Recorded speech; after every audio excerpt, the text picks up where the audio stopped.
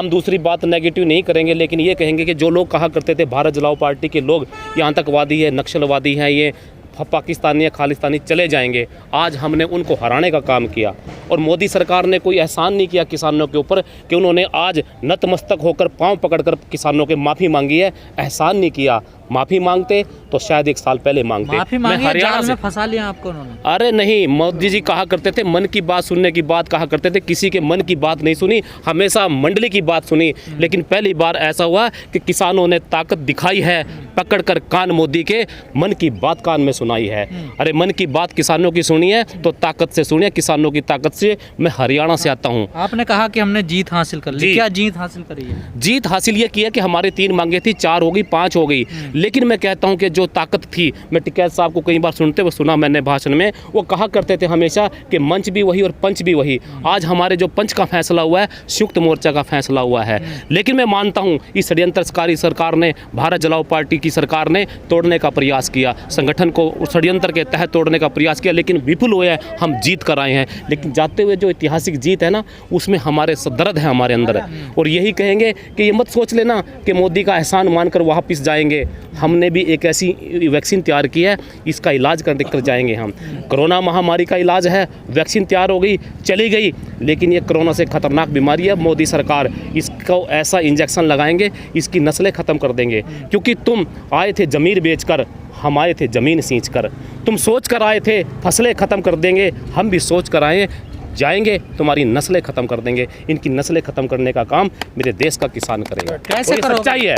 कैसे करोगे? मैं बताऊं कैसे करूंगा, मेरे पास भी वैक्सीन का पूरा फार्मूला है।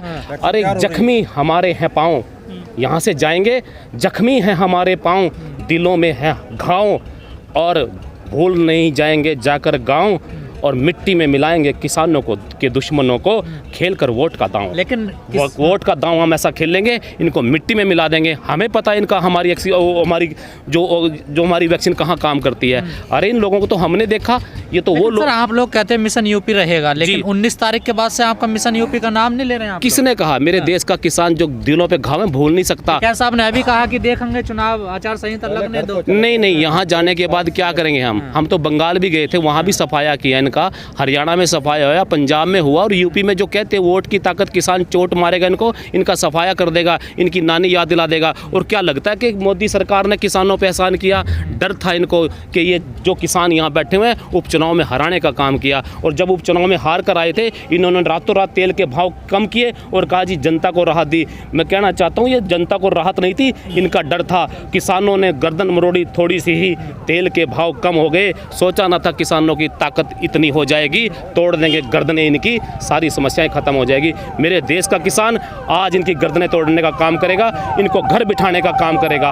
तोड़ते ये भी है, ये भारत जलाओ पार्टी के लोग भाईचारा तोड़ते हैं, देश तोड़ते हैं, ये जातियां तोड़ते हैं, धर्म तोड़ते हैं। मेरे देश का किसान भी तोड़ने का काम करता है। मेरे देश का किसान इनका अहंकार तोड़ता है, महंगाई तोड़ता है, और इनकी रीढ़ की हड्डी तोड़ेगा और इनकी गर्दनें तोड़ने का काम करेगा। क्योंकि जब जब मैंने देखा है, अगर इनकी हिस्ट्री में जाओगे, ये लोग कौन थे? ये आरएसएस से जुड़े हुए लोग थे, ये अंग्रेजों के मुखबर हुआ करते थे। मेरे देश के किसानों की वोट झूठ बोल कर ली इन्होंने कहा था स्वामीनाथन आयोग लाएंगे, लेकिन गलती हमारे किसानों की थी, इन्होंने तो मुखबरी की थी। अरे भोले भाले थे किसान मेरे, तुम्हारी चालाकियों से बेखबर थे, सत्ता उनको सौंप दी जो अंग्रेजों के मुखबर थे। इन अंग्रेजों के मुखबरों को हमने गद्दी दी थी, तो इन्होंने धोखा किया हमारे साथ। किसान कहते थे कि 2024 तक बैठेंगे हम यहाँ पर जी, लेकिन वो तो 2021 में ही चले गए। नहीं, स्थगित किया है। 15 जनवरी को फिर संयुक्त मोर्चा की मीटिंग है, उसमें यह फैसला हुआ है कि जो हमारी मांगे हैं ये धोखा दे सकते हैं, ये फिर पीठ में छुरा घोंपने का काम करते हैं, ये गद्दार लोग हैं, ये देशभक्त नहीं नकली लोग हैं। इनको अच्छे से समझ चुका किसान मोर्चा,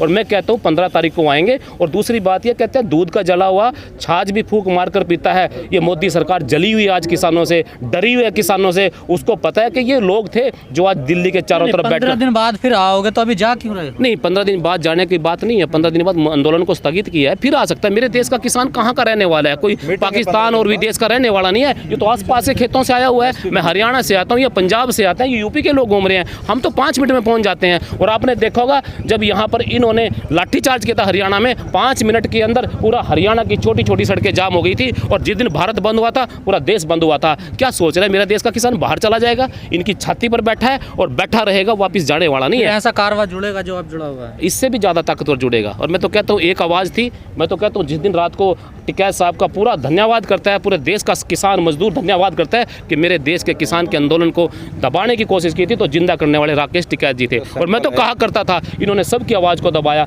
गरीब की आवाज़ को दबाया, इन्होंने व्यापारियों की आवाज़ को दबाया। यदि उस रात को किसानों की आवाज़ दब जाती, ये देश सदा के लिए गुलाम हो जाता। इसको स्वतंत्र कराने वाले उस दिन भी हम हुए थे, और आज भी जीत हमारी है। इनके दिमाग ठीक करके जाएंगे, इन लोगों को वहीं ठिकाने पे लाके जाएंगे। अभी 15 तारीख की मीटिंग का हमें नोटिफिकेशन आया है। जो भी फैसला होगा किसानों के हक में होगा। सरकार ने ऐसा आश्वासन दिया है, अगर सरकार कोई भी हेर फेर करती है तो संयुक्त किसान मोर्चा भी बैठा है, पूरी नज़र रखे बैठा है। जिस तरह टिकैत साहब की उस दिन 26 जनवरी के बाद एक आंसू से पूरे देश का किसान इकट्ठा हो गया, अगर सरकार फिर से अपने आश्वासन में कोई हेर फेर करेगी, फिर से किसानों को दबाने की कोशिश करेगी, तो टिकैत साहब की और संयुक्त किसान मोर्चे की एक कॉल पर लाखों की भीड़ यहाँ पे फिर इकट्ठा हो जाएगी। लगता है जो कमेटी बनाई जाएगी उसका फैसला हाँ सारे किसान मानने होंगे, उनके समर्थन में होगा।